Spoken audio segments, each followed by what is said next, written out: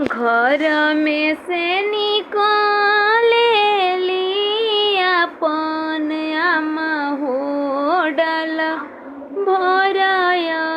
छता लेली होडल भरया छता लेली हो पहिले चुमैया माया पन बाची हो पीछे से छिनारी के जामल हो पीछे से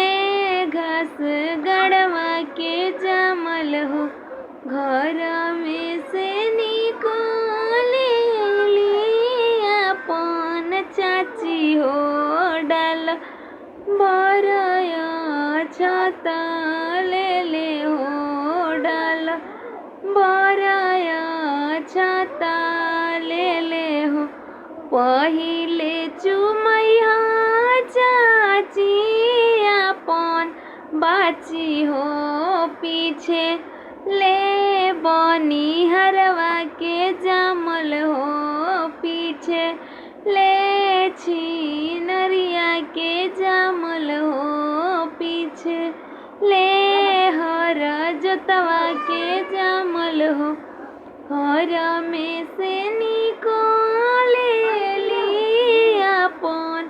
भाभी हो डाल भरया छता लेले हो अंजुरी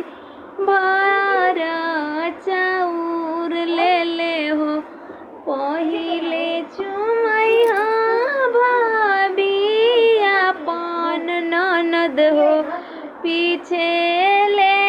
हर जोतवा के जामल हो पीछे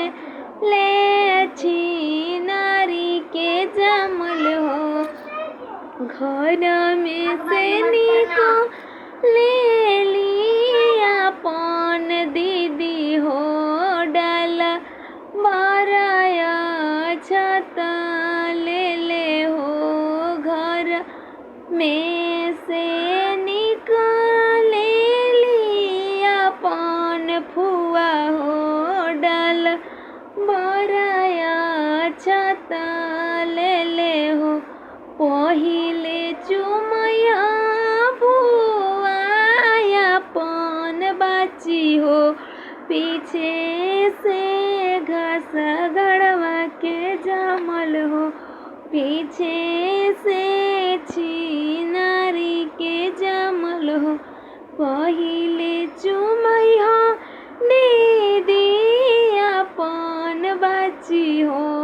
पीछे ले हर जोतवा के जामल हो पीछे ले छिनारी के जामल हो।